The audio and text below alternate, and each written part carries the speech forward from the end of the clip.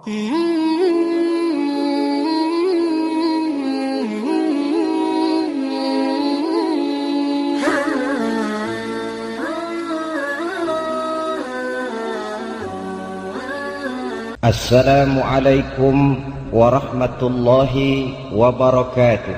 Waalaikumsalam warahmatullahi wabarakatuh. Bismillahirrahmanirrahim. Alhamdulillahi rabbil alamin. Wassalatu wassalamu ala ashrafil anbiya'i wal mursalin, sayyidina wa maulana Muhammadin wa ala alihi wa ashabihil mujahidin at-tahirin, amma ba'du. Saudara-saudara kaum muslimin rahimakumullah,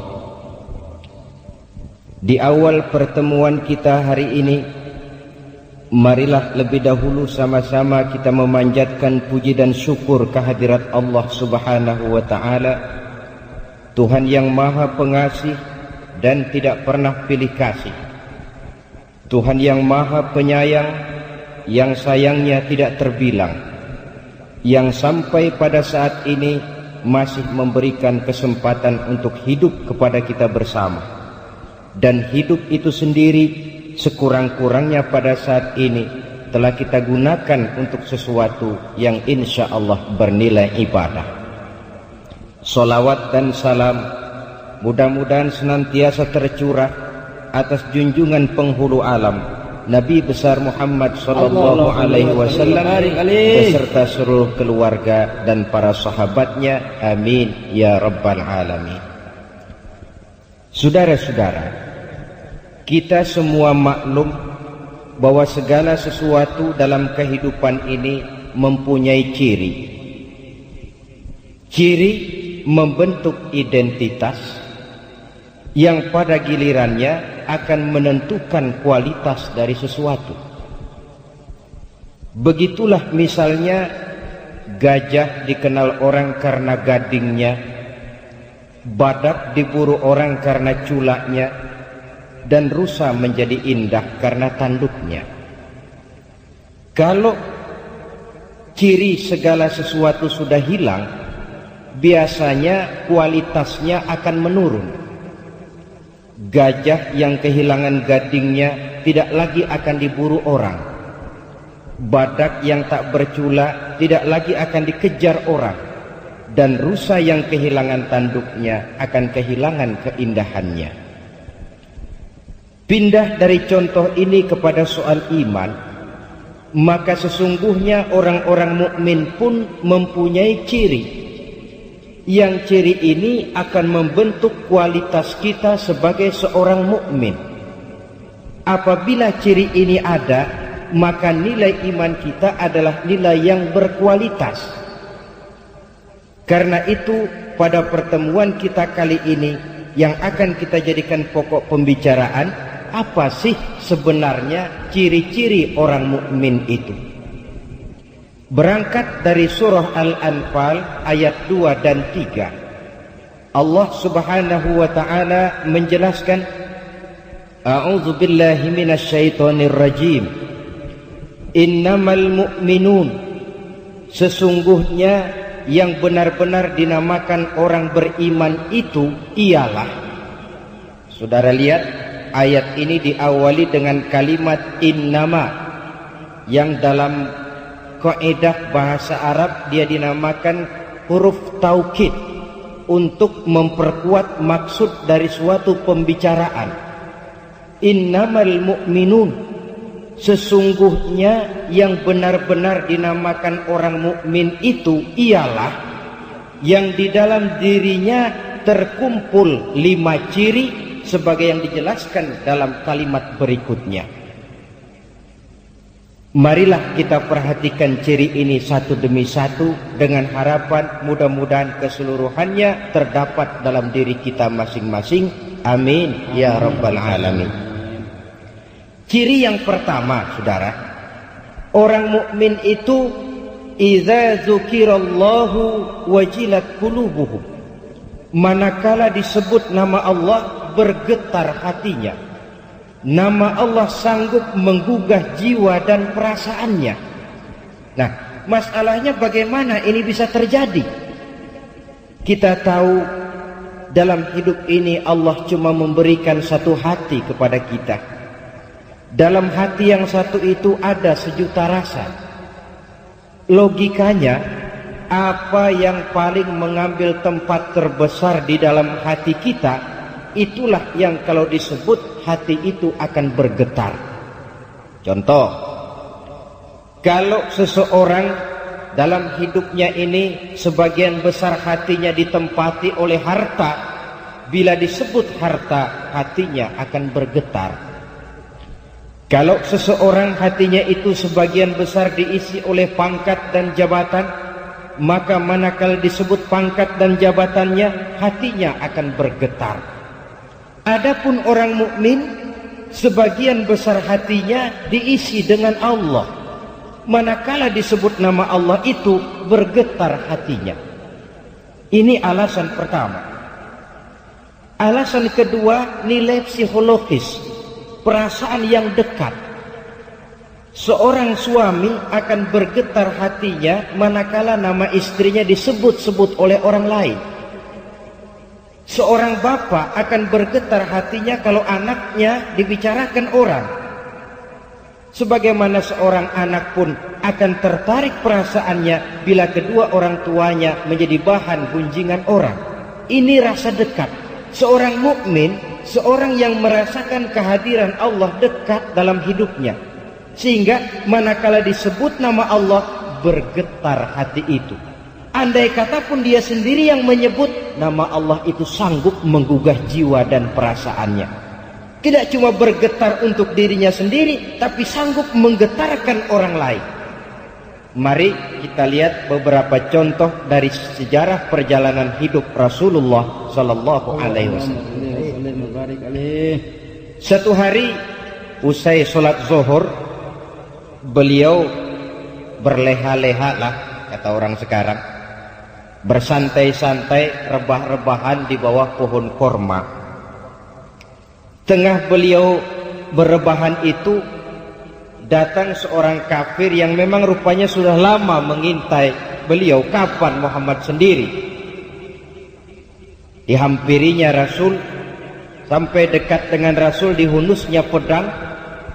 Wahai Muhammad, katanya, kalau sekarang saya tebas batang lehermu, kira-kira siapa yang akan menolong kamu?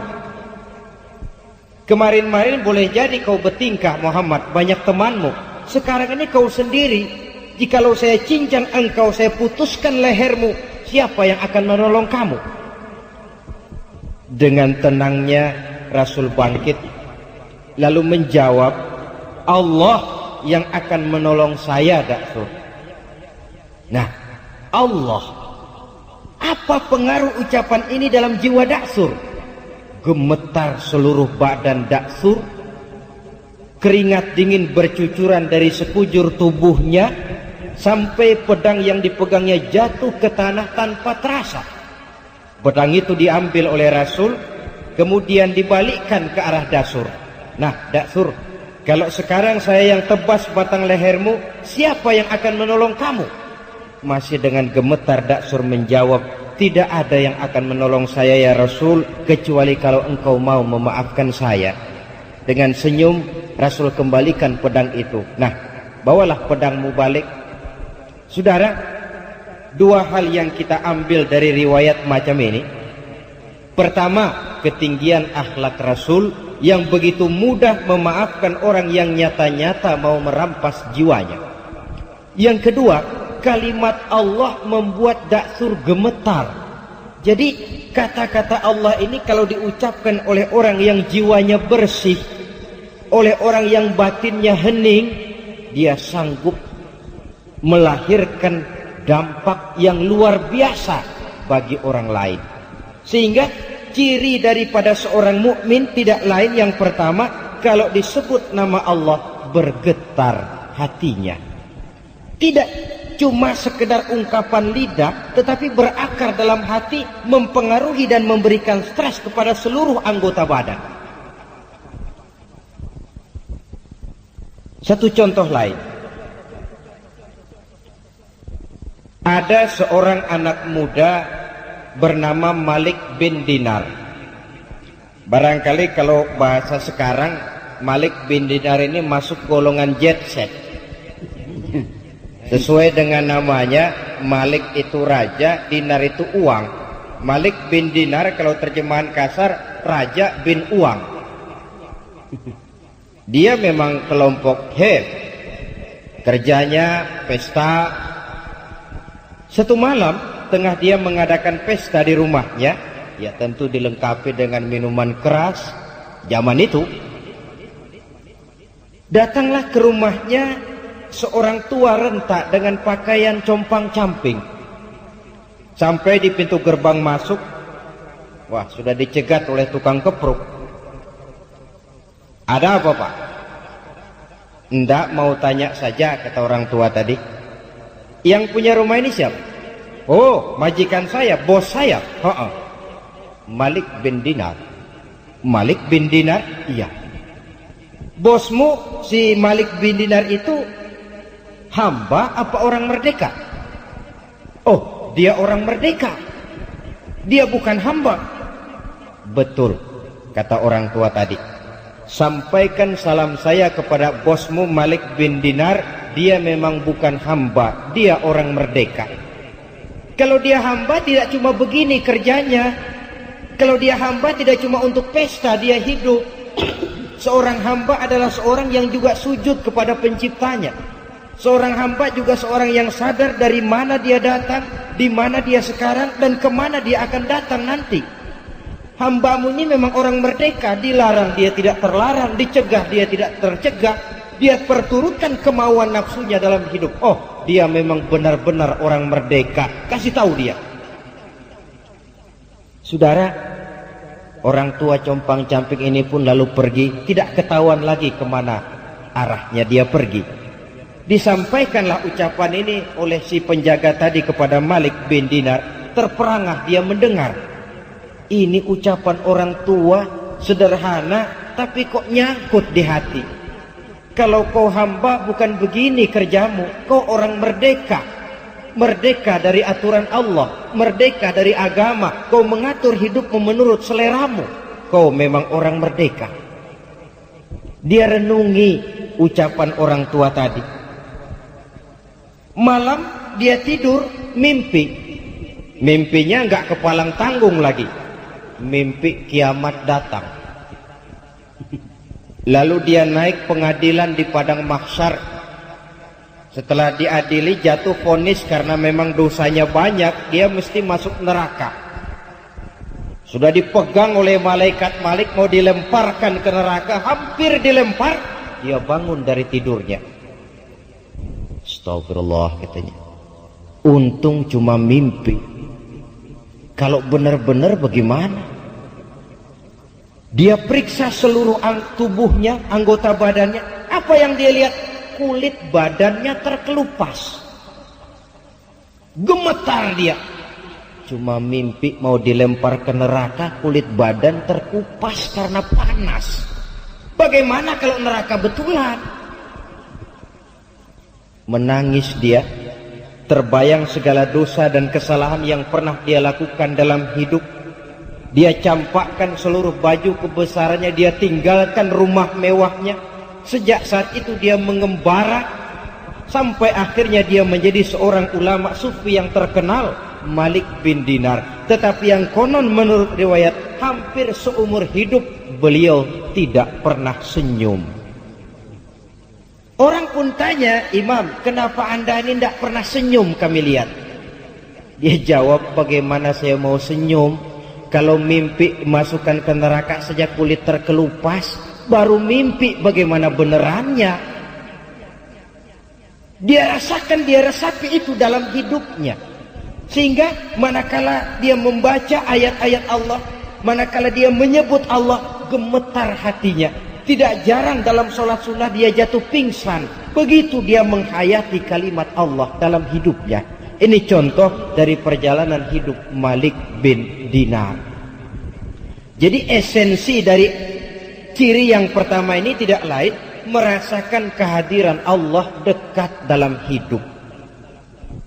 Saudara-saudara kaum muslimin yang berbahagia, kalau ini sudah tertanam dalam jiwa kita, efek positifnya yang akan timbul adalah etika otonom.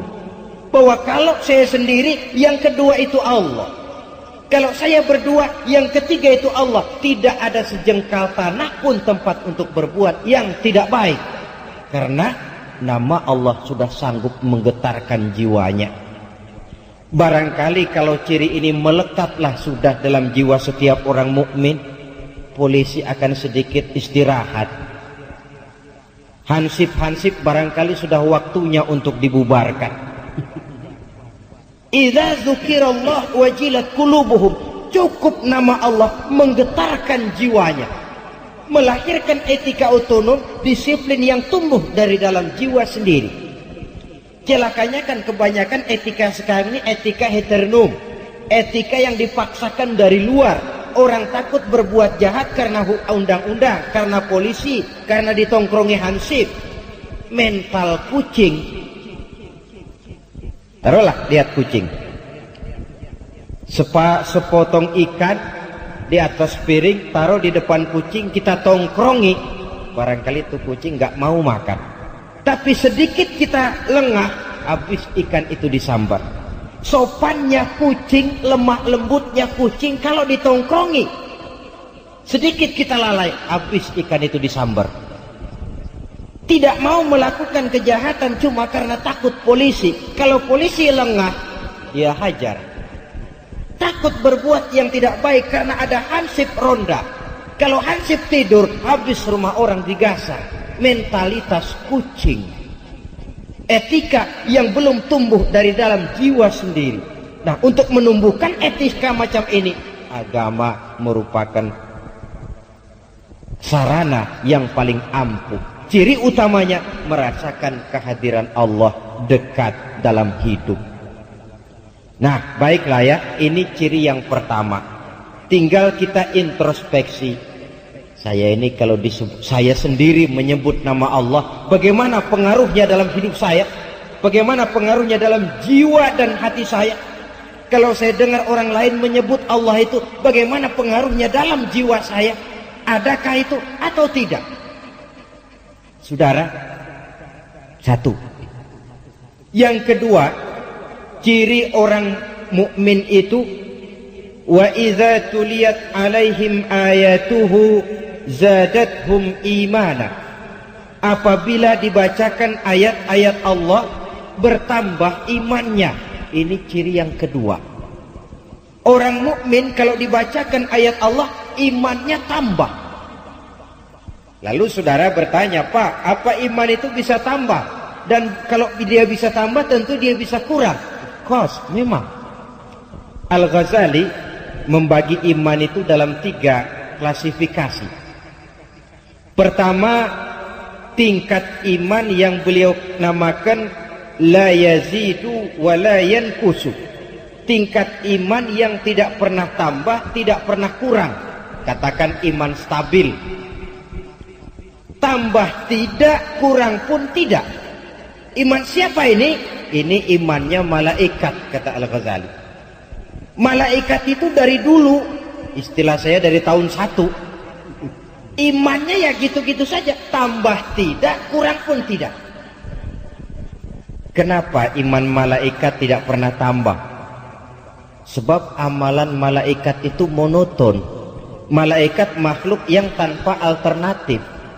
Ada malaikat yang sejak diciptakan diperintahkan sujud, ya sujud saja sampai sekarang tidak bangun-bangun. Ada malaikat yang sejak diciptakan ditugaskan mencabut nyawa, ya nyawa saja operasinya. Ada malaikat yang sejak diciptakan ditugaskan mengatur rezeki, ya rezeki saja diatur. Amalannya monoton. Ya kalau kita kan amalan kita banyak.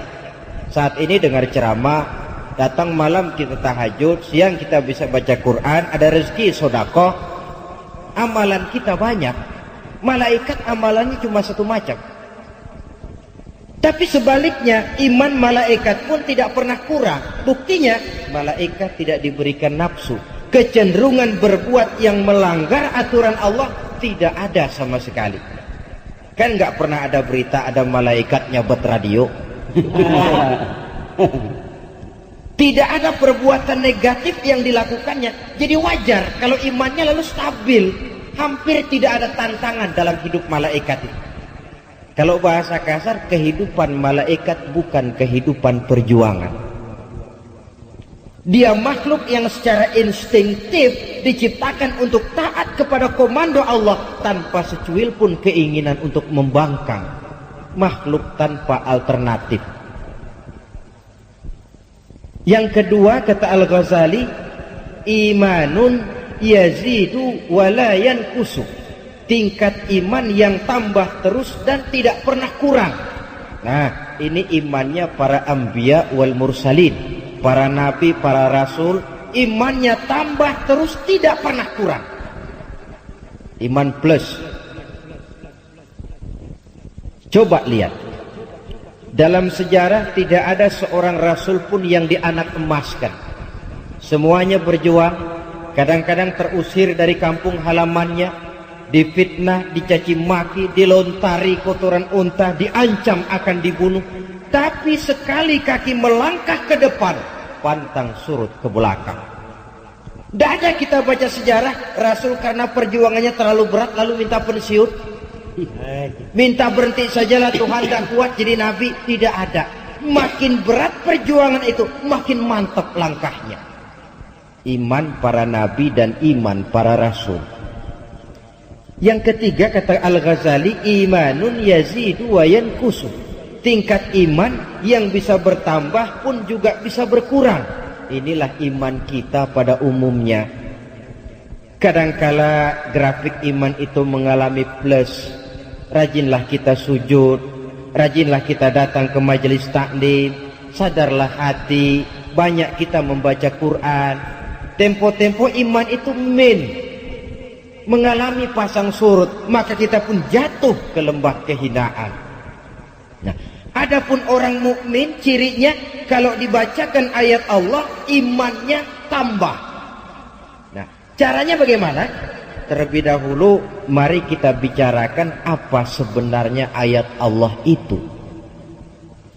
Ayat secara etimologi artinya tanda.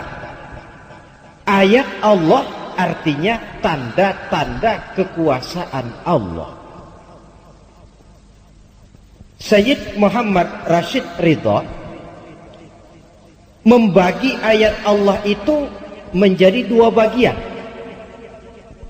Ada ayat yang tercipta oleh Allah dan ini dinamakan alam. Ada ayat yang tercipta oleh Allah, ini dinamakan alam. Dan ada ayat yang terucap oleh Allah, dan ini dinamakan wahyu. Jadi, lautan, ayat Allah. Bintang gemintang yang bertabur menghias angkasa, ayat Allah. Planet-planet yang beredar di angkasa luar, ayat Allah. Lautan, ayat Allah. Matahari, bulan, dan bintang, ayat Allah. Gunung dan lautan, ayat Allah. Manusia, ayat Allah yang tercipta. Quran, ayat Allah. Injil yang diturunkan kepada Isa, ayat Allah. Taurat yang diturunkan kepada Musa, ayat Allah. Zabur yang diturunkan kepada Daud, ayat Allah yang terucap oleh Allah. Kepada mukmin diperintahkan membaca dua ayat ini. Baik ayat yang tercipta maupun ayat yang terucap harus dipelajari.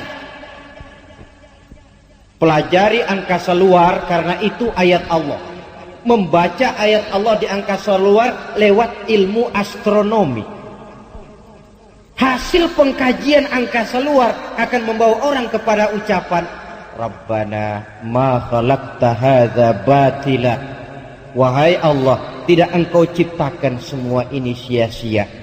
Pengkajiannya terhadap angkasa luar makin menambah keimanannya.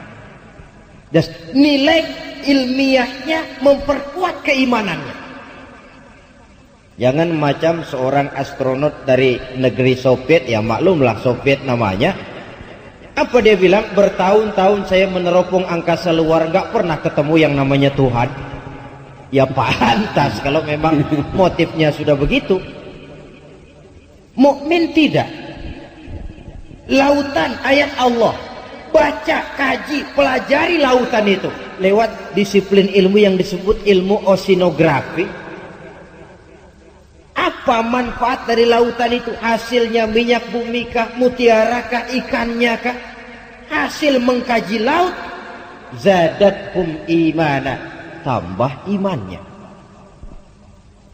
Dia baca bumi sebagai ayat Allah ini lewat ilmu geografi, mempelajari struktur susunan kulit bumi, kenapa bisa terjadi gempa, kenapa bisa timbul erosi, kekayaan apa yang ada di perut bumi. Hasil pengkajiannya zadathum imana, akan bertambah iman. Kalau kemarilah pola kita berpikir, bukan cuma di pondok pesantren kita bisa memperkuat iman. Masuk IPB bisa mendalami iman, masuk ITB bisa memperkuat iman, di fakultas kedokteran mempelajari anatomi tubuh manusia sanggup memperkuat iman. Mempelajari ayat Allah yang tercipta oleh Allah. Ini ayat pertama, ayat yang tercipta oleh Allah. Lalu ayat yang kedua, ayat yang terucap oleh Allah, dan ini dinamakan wahyu. Bagaimana caranya kalau wahyu Allah dibaca, iman tambah? Saudara, kita saja yang umumnya tidak mengerti arti Al-Quran, kalau dia dibacakan dengan khusyuk bisa mendatangkan daya tarik tersendiri. Apalagi kalau kita mengerti apa yang dibacanya. Sehingga pada saat Quran dibacakan orang, konsentrasi pikiran ini tidak hanya tertuju kepada kemerduan suara si pembaca, tetapi sudah beralih kepada apa isi yang dibacanya itu. Dia dengar orang baca misalnya, alam taro kaifa fa'ala rabbuka bi ashabil fil alam yaj'al kaidahum fi tadlil wa arsala alaihim tayran ababil. Tergambar oleh dia peristiwa sejarah bagaimana ketika Abrahat mau menghancurkan Ka'bah dengan tentara gajahnya, Allah utus burung ababil, tentara gajah yang begitu luar biasa, hancur berantakan oleh kekuatan ababil yang diturunkan Allah. Allahu Akbar. Lalu membaca ayat ini, maha benar Allah, tambah imannya. Jadi tidak cuma sekedar terfokus kepada kemerduan suara si pembaca, tetapi kepada isi yang dibacanya. So kalau hanya terfokus kepada kemerduan suara si pembaca, boleh jadi yang dibaca ayat yang mengancam neraka, tapi si pendengar malah toyib, toyib, Allah, toyib. Itu kalau sudah pemikiran hanya terpusat kepada kemerduan suara si pembaca. Untuk menambah kekuatan iman, tidak hanya itu, tetapi juga memahami apa yang dibaca dari ayat-ayat Allah. Ideal memang, kadang-kadang di satu pihak kita sangat pandai membaca Allah yang terucap, wahyu. Tapi di lain pihak kita gagal membaca ayat Allah yang tercipta berupa alam ini. Sehingga boleh jadi minyak kita di laut disedot orang lain, boleh jadi ikan kita di laut digarap orang lain. Nah, sementara itu di lain pihak ada orang-orang yang sangat pandai mengkaji ayat Allah yang tercipta, tapi buta terhadap ayat Allah yang terucap.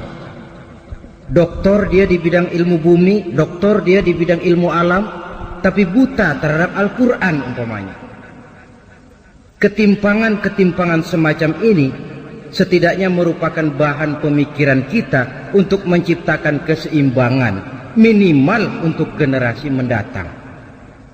Supaya apa? Supaya pandailah kita membaca ayat Allah, baik yang tercipta dalam bentuk alam ini maupun yang terucap dalam bentuk wahyu. Kalau kedua ayat ini sudah pandai kita baca, maka insya Allah manakala dibacakan ayat-ayat Allah bertambah iman.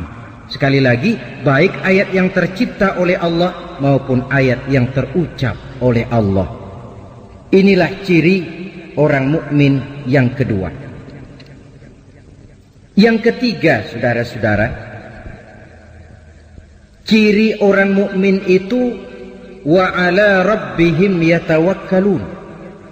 Mereka hanya berserah diri kepada Allah. Mereka hanya bertawakal kepada Allah.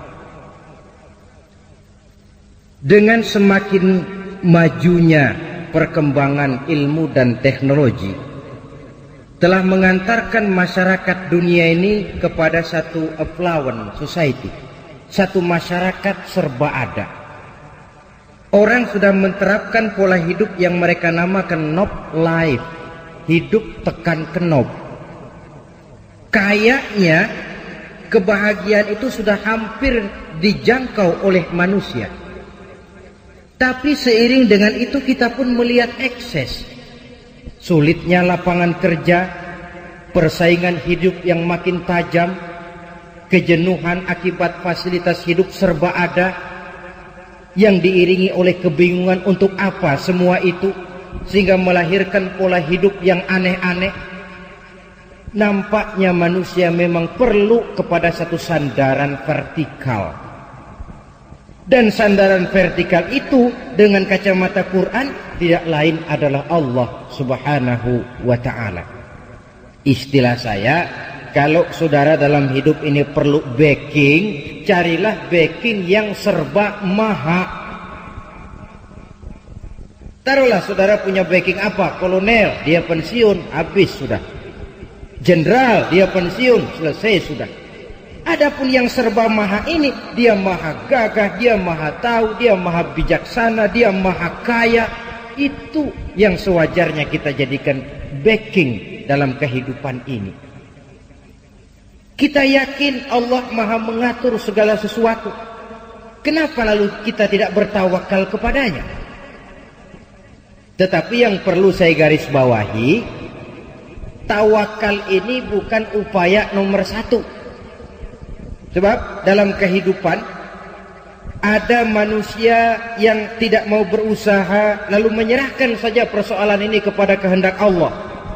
Ini yang disebut Jabariyah barangkali, fatalism, predestination. Orang yang sudah nyerah sebelum perang tentu tidak bijaksana. Peranglah dulu, perkara nanti kalah itu nanti. Tapi bahwa perlawanan harus ada itu mesti. Sebaliknya di pihak lain ada orang yang sangat mengandalkan kepada usaha. Dia percaya betul kalau dia begini dia akan begitu. Tidak ada keterikatan kepada Tuhan, kepada Allah. Yang disebut qadariyah, free will, free act. Bahwa manusia diciptakan merdeka, bahwa manusia menentukan perbuatannya sendiri. Kita jembatani saja kedua pendapat ini. Di satu pihak memang benar segala sesuatu sudah ditentukan Allah, tetapi di lain pihak ketentuan Allah itu tidak diberitahu kepada kita. Karena tidak diberitahu itulah kita berusaha sebagai manusia yang terikat kepada sunnatullah. Sunnatullah itu kalau kata orang sekarang hukum alam, natural of law, hukum kausal. Kalau tidak makan, ya lapar. Perkara ada orang tidak makan tapi kenyang, itu di luar yang seharusnya. Natural of law, hukum sebab akibat. Kalau begini, mesti begitu. Sebagai makhluk yang terikat oleh sunnatullah, apapun yang mau kita lakukan, harus kita ikuti jalur sunnatullah ini. Bahwa kalau ini yang kita kerjakan, ini yang akan timbul. Tetapi oleh karena bingkai iman kita mengajarkan sepanjang yang kau bisa lakukan cuma sekedar berusaha dan berusaha, hasil usahamu itu sepenuhnya di tangan yang serba maha. Disinilah perlunya tawakal. Jadi kalau boleh saya berikan nomor urut, yang pertama seorang mukmin itu harus berusaha dan berikhtiar untuk mencapai sesuatu. Yang kedua dia harus berdoa dan yang ketiga barulah dia bertawakal. Saya kepengen jadi dokter, tentu saya harus berusaha. Usahanya apa? Ya saya kuliah. Kuliah itu dinamakan usaha. Lalu kuliahnya di mana? Fakultas kedokteran. Nah, fakultas kedokteran itu namanya ikhtiar.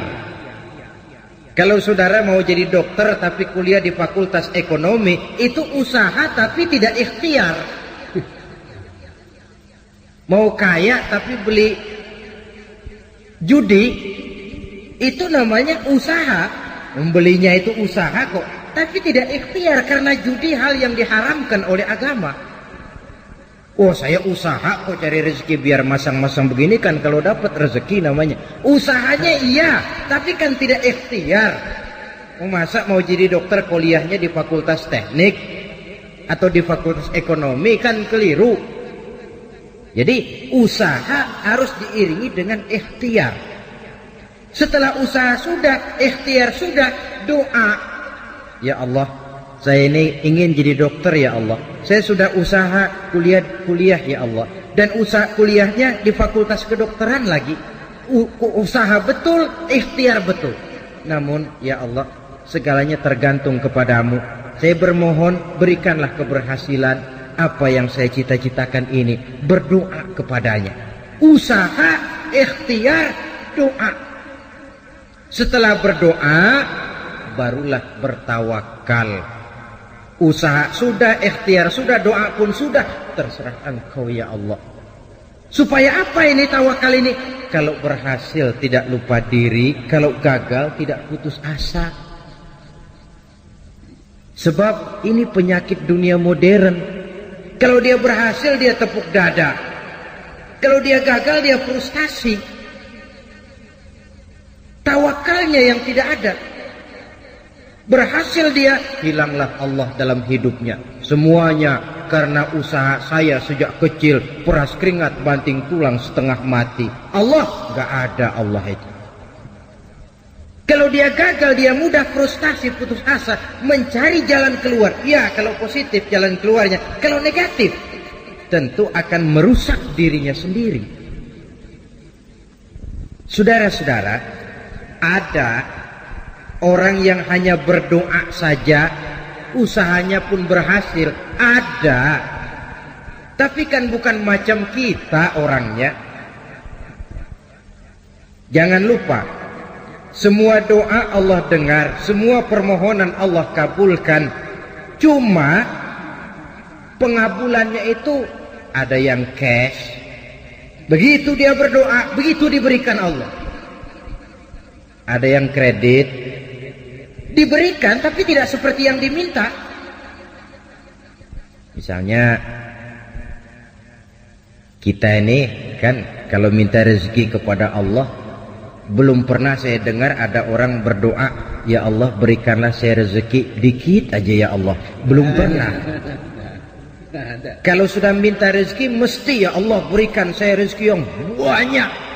Tapi kadang-kadang sudah pegel kita nungguin tuh rezeki nggak mau datang juga. Kalaupun datang, aduh pegel nungguinnya nggak penuh-penuh. Ini kredit namanya. Diberikan tapi tidak seperti yang diminta. Atau ditunda. Ada yang ditunda. Berdoa dia, diberikan tapi tidak saat diminta itu, tidak bulan itu, tidak tahun itu, mungkin bulan depan, tahun depan. Kenapa begitu? Kalau kita lihat dengan kacamata putih, maksud saya dengan husnuzon, baik sangka kepada Allah, kita akan mengambil analogi begini. Anak kita yang umur 5 tahun datang, Pak minta uang 100.000. Saya pikir paling kita kasih 100 perak. Kenapa? Ya buat apa uang 100.000 jatuh di tangan anak umur 5 tahun? Dia belum bisa memanfaatkan uang itu, belum bisa bertanggung jawab terhadap keluarnya uang. Makin dewasa dia, makin besar pemberian kita. Begitulah kita dalam pandangan Allah. Minta rezeki banyak, yang datang dikit. Barangkali kitanya sih di depan Allah masih anak-anak. Bukan biologis kita. Umur mungkin 3, 4, 50 tahun.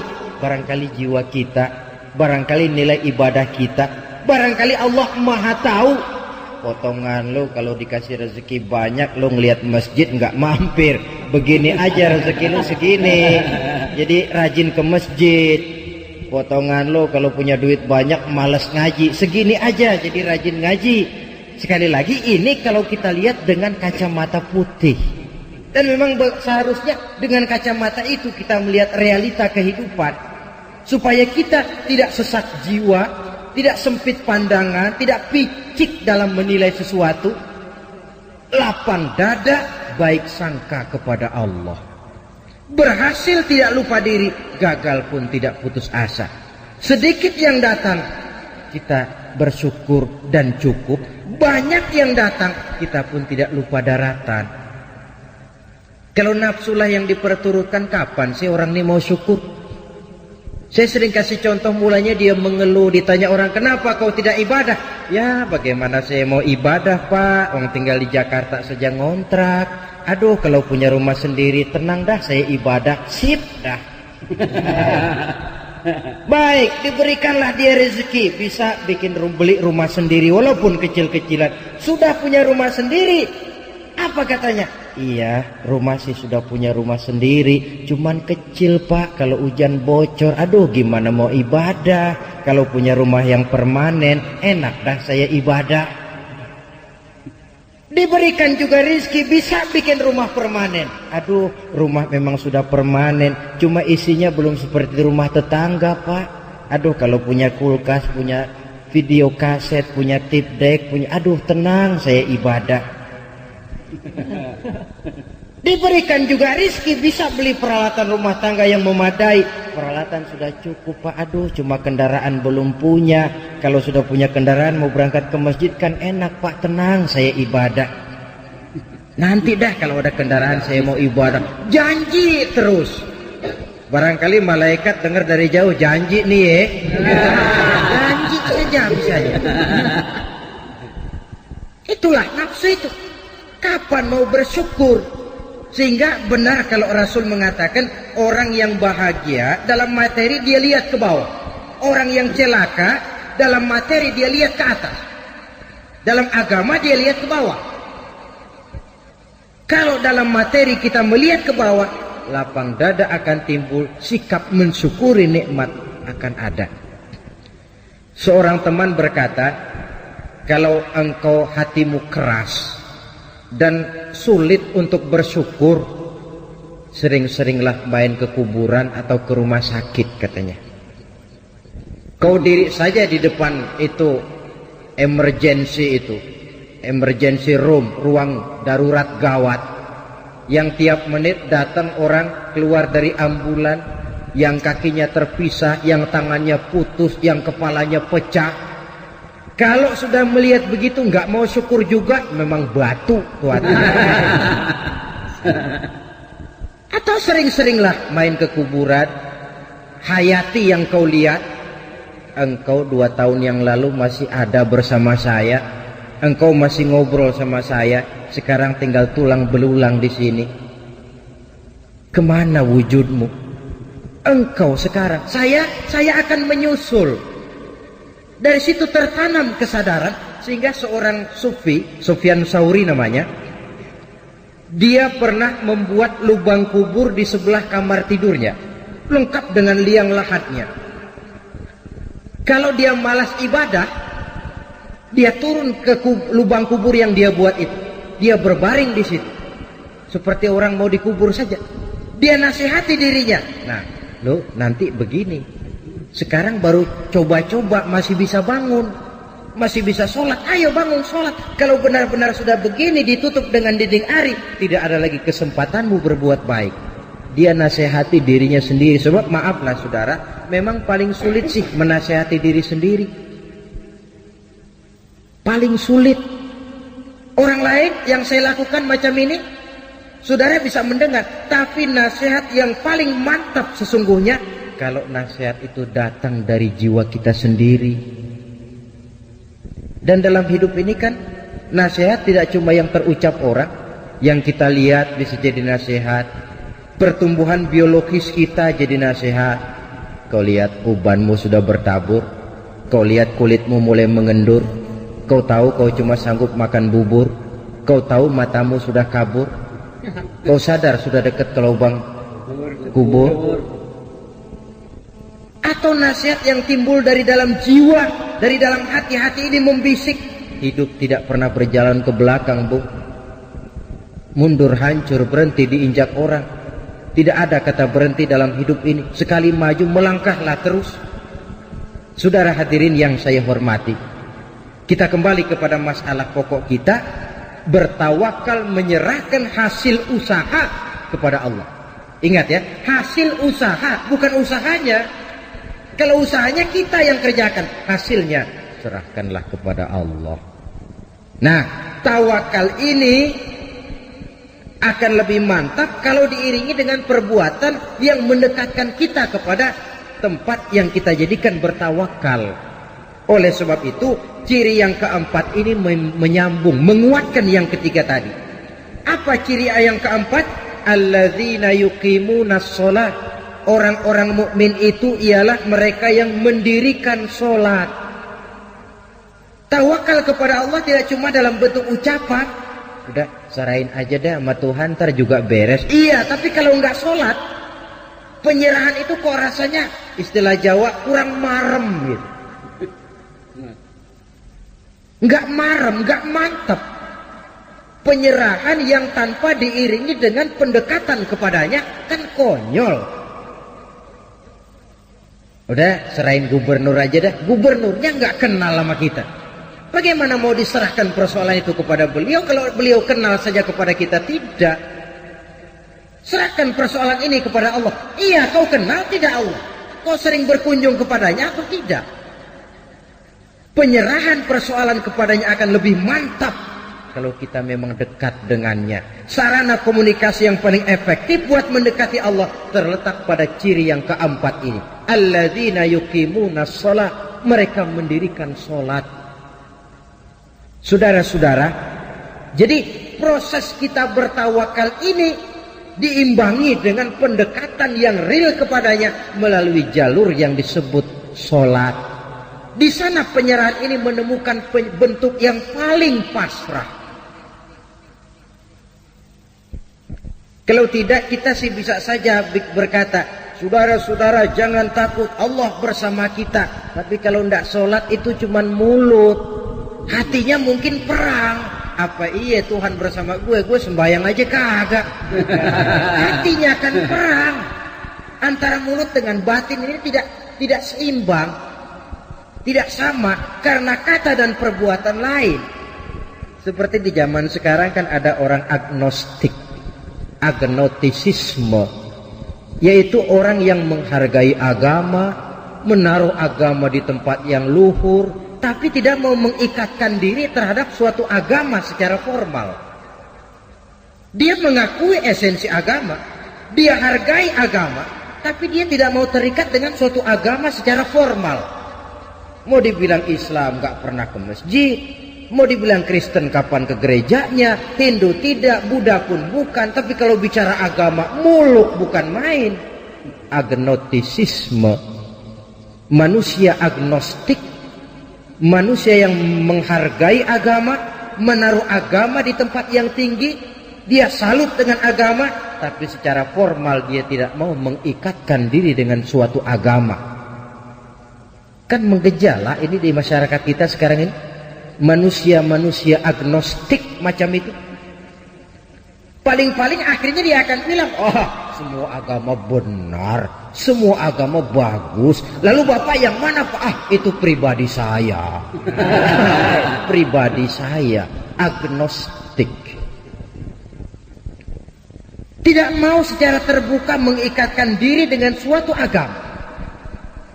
Cukup buat dia menghargai agama.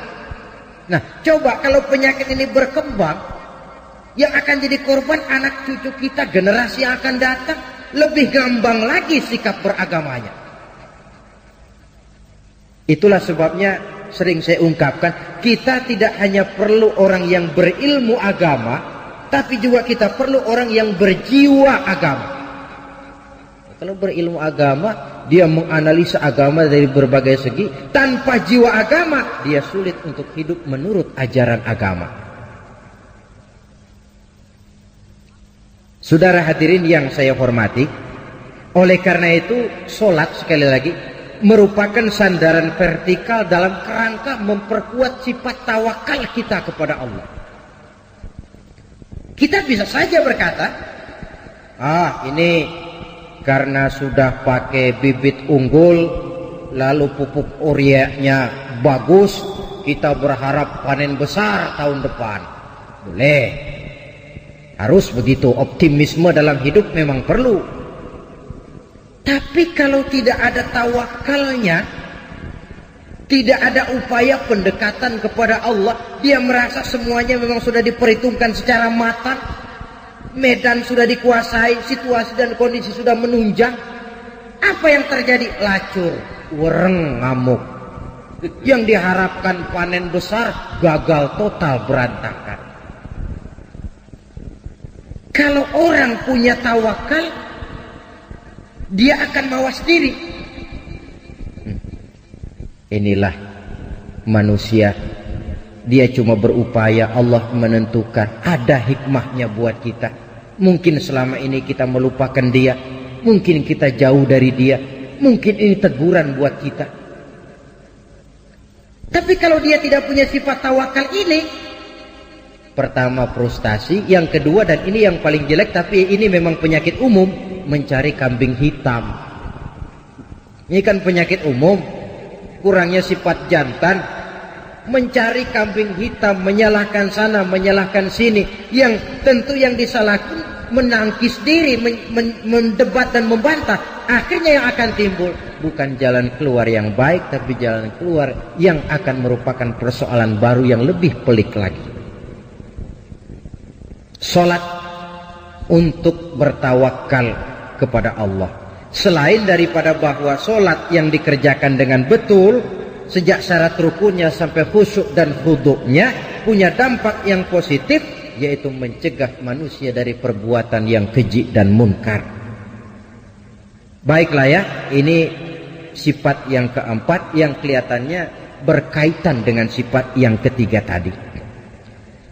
Sifat yang kelima, ciri yang terakhir dari seorang mukmin dalam Al-Anfal ini, wa mimma razaqnahum yunfiqun. Mereka orang-orang mukmin itu membelanjakan rezeki yang diberikan kepada mereka itu di jalan Allah. Dia peras keringat, banting tulang, pergi pagi pulang sore, berusaha.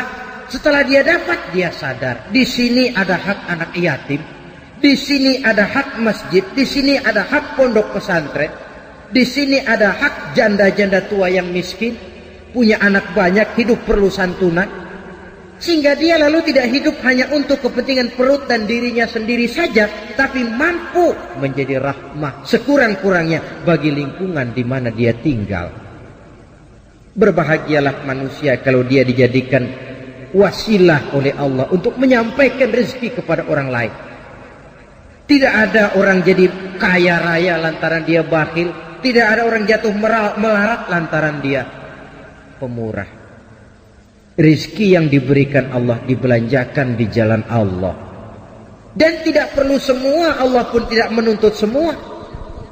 Pernah Rasul mengutus seorang sahabat mengambil zakat kambing dari seorang sahabat. Ambil zakat kambingnya. Sahabat yang disuruh ngambil ditanya, yang harus saya ambil kambing yang terbaik ya Rasulullah? Jangan. Lalu yang terjelek juga jangan. Yang pertengahan saja. Kalau kau ambil kambingnya yang terbaik, nanti susah hatinya orang yang punya kambing. Kambing saya yang paling bagus diambil. Kalau kau ambil kambingnya yang paling jelek, kasihan orang yang nerima. Nanti dia ngedumel, kambing gempor aja dia zakatin. Keseimbangan. Hak milik pribadi ada, diakui, tapi harus berfungsi sosial. Coba, bakhil dicela dalam Islam, tapi mubazir, boros juga tidak dibenarkan dalam Islam. Jalan tengah antara boros dan bakhil, pemurah. Bedanya pemurah dengan pemboros apa? Kalau pemboros dia tidak peduli membelanjakan harta untuk sesuatu yang tidak ada manfaatnya. Itu boros. Lah kalau pemurah, harta ini dia belanjakan dalam sesuatu yang jelas ada manfaatnya. Maka bersabdalah Nabi, Ar-Rahimuna yarhamuhumur Rahman, irhamu ahlal ardi yarhamkum man fis sama. Orang-orang yang punya belas sifat kasih akan dikasihi pula oleh Allah. Sebab itu sayangi apa yang ada di permukaan bumi, nanti yang di langit akan sayang pula kepadamu. Akan berlimpah kasih sayang dan rahmat Allah kepada kehidupan. Alangkah nikmatnya kalau yang kaya sayang kepada yang miskin lalu menolongnya, yang alim sayang kepada yang awam lalu membimbingnya, yang berkuasa dan kuat sayang kepada rakyat yang lemah lalu melindunginya, akan turun rahmat Allah, akan tercipta kehidupan yang tenang, damai dan tentram. Sebaliknya, kalau yang kaya memakan yang miskin, yang alim membodoh-bodohi orang yang memang sudah bodoh, yang kuat dan kuasa malah menekan kepada yang lemah, hidup ini akan jadi bencana. Yang timbul bukan lagi kebun dunia yang indah permai, tapi barangkali neraka dunia yang membuat kita tidak kerasan menjalani hidup ini. Saudara-saudara, agaknya inilah pembicaraan kita pada pertemuan kali ini. Saya ingin mengakhiri uraian ini dengan satu cuplikan peristiwa kecil. Al-Hasan pernah bertanya kepada seorang laki-laki, "Amu'minun anta?" Apakah kamu orang mukmin? Orang ini menjawab, kalau yang dimaksud dengan mukmin itu beriman kepada Allah, malaikat, kitab, rasul dan selanjutnya, ya saya mukmin. Tapi kalau yang dimaksud mukmin seperti yang dikatakan Allah dalam ayat Anfal ayat 23 yang kita bicarakan ini, saya enggak tahu saya termasuk mukmin apa enggak, katanya. Ini jawaban orang itu dan ini jawaban kita barangkali. Kalau soal iman kepada Allah, malaikat, kita, pokoknya kepada rukun iman yang 6, ya kita mukmin. Tapi kalau sudah bicara Anfal ayat 2 dan 3, apakah kita mukmin? Secara jujur, marilah kita mencoba menjawabnya. Yang pada akhirnya jawaban itu akan kita terjemahkan dalam perbuatan kita untuk menyesuaikan antara ciri dengan keadaan kita. Semoga menjadilah kita orang mukmin sebenarnya seperti yang dikehendaki Allah dalam Al-Anfal ayat 2 dan 3. Amin ya rabbal alamin. Nah, saudara, sekianlah jumpa kita kali ini. Walaupun yang saya sampaikan singkat, mudah-mudahan ada manfaatnya. Terima kasih banyak atas segala perhatian. Mohon maaf atas segala kekurangan. Usikum wa nafsi bitaqwallah. Aqulu qawli hadza fa astaghfirullahal azim li wa lakum. Wassalamu alaikum warahmatullahi wabarakatuh. Waalaikumsalam warahmatullahi wabarakatuh.